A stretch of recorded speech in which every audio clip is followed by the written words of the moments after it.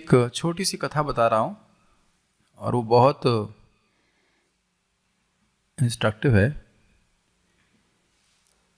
एक भक्त हुए, इनका नाम था गदाधर दास, और वह चैतन्य महाप्रभु की लीला में गोलोक से आए हुए पार्षद थे। और वो या तो गोपी भाव में रहते या गोप के भाव में रहते। तो एक दिन वह एक काजी के पास गए जो बहुत ही खतरनाक व्यक्ति था, और वह हमेशा भक्तों को प्रताड़ित करता था जो लोग भगवान का नाम उच्चारण करते थे। और वह भी गए एकदम रात्रि में जब वह सो रहा था, और वहाँ भी प्रेम से नहीं बात किया, उसका जा करके कॉलर पकड़ लिए, बोले कि तुम आज हरि का नाम लो, नहीं तो मैं तुम्हारी गर्दन काट दूंगा। वैसे ये जो फोटो यहाँ पे काजी की दिखाई, उसमें महाप्रभु ने उस काजी को उद्धार किया, लेकिन एक काजी का फोटो दिखाने के लिए ऐसे बोल दिया गया है। तो गदाधर दास के इस भावना को देखकर पहले तो काजी को बहुत गुस्सा आया और उनको वह दंडित करना चाह रहा था, लेकिन उनका इतना विश्वास और भगवान के प्रति प्रेम देख करके वह उसका हृदय परिवर्तित हो गया। और उसने कहा, गदाधर मैं कल हरि का नाम लूंगा। तो उन्हें कहा, तुमने बोल दिया, तुम्हारे अनंत जन्म के पाप नष्ट हो गए। तो अब आप ये देखिए कि महापापी व्यक्ति अगर गलती से भी उसने हरि नाम बोल दिया केवल एक बार, तो गोलोक के पार्षद उसके प्रति एकदम प्रेम दिखा रहे हैं। अब आप खुद सोचिए, उसको ना तो कोई फीलिंग आई ना कुछ आया, लेकिन वह नाम की महिमा जानते थे, इस कारण से अत्यंत प्रेम प्रदर्शित किया उस व्यक्ति के प्रति जो अनजाने में नाम बोला था और नहा के बोला था। वैसे भी रात में कौन नहा के सोता है और अपवित्र अवस्था में बोल रहा था। ये चैतन्य भागवत में वास्तव में आता है।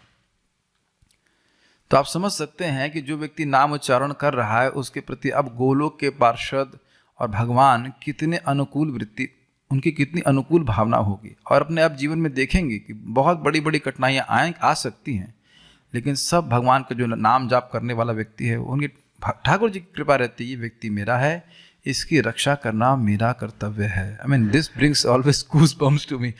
ये व्यक्ति मेरा है और इसकी रक्षा करना मेरा कर्तव्य है। और देख लीजिए, समझ लीजिए, जैसे भगवान हम सभी लोग शरीर प्राप्त किए हैं, हम लोग जिन माता पिताओं को प्राप्त थे उसके अलावा किसी के द्वारा भी पैदा हो सकते थे। यस, उसी प्रकार से हम किसी भी तरह मर सकते हैं, किसी माध्यम से भी, और उसी प्रकार से किसी भी प्रकार से भगवान रक्षा और पालन भी करा सकते हैं किसी के माध्यम से।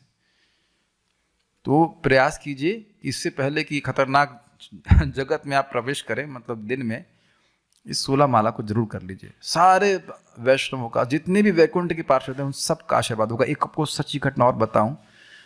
एक महान अलवर हुए थे साउथ इंडिया में, और उन्होंने कहा कि मैं देख सकता, हम लोग के बारे में कहते हैं, मैं देख सकता हूँ कि भविष्य में आके बहुत सारे भक्त होंगे जो हरि नाम का उच्चारण करेंगे, हरि नाम का कीर्तन करेंगे, और मैं उनसे बहुत प्रसन्न हूँ और मेरा आशीर्वाद उनके पर है। सो वैकुंठ के पार्षद, गोलोक के पार्षद, सभी का आशीर्वाद प्राप्त करने के लिए आप हरे कृष्ण मंत्र करते रहिए। ओके, विल चैंट हरे कृष्णा। हाँ, एक मिनट, काजी का इनिशिएशन नहीं हुआ था बाय द वे, ठीक है। दीक्षा पुरश्चर्या आदि अपेक्षा न करे, जिह्वा स्पर्शे आचंडाले सबक उद्धारे। दीक्षा और पुरश्चर्या आदि की अपेक्षा नहीं करता। पुरश्चर्या मतलब दीक्षा से पहले पालन होने वाले नियम, अपितु कुत्ता खाने वाले को भी केवल जीभ से स्पर्श करने मात्र से वह उद्धारित कर लेता है। ओके, सो हमारे डिवोटी तो प्रसाद खाते हैं, हरे कृष्णा, विल चैंट नाइसली। बस हो सकता है कि थोड़ा थोड़ा जब में नींद आए, उससे कोई दिक्कत नहीं है। वो तो सो ही रहा था ना, वो तो सो ही रहा था। सोते हुए व्यक्ति को उठाकर नाम बोला गया है। यहाँ मान लो जब करते करते जो झपकी लग जाए तो वो भी दिक्कत नहीं है। We love you all, that's what the Vaikunth वासीज आर सेइंग। हरे कृष्णा।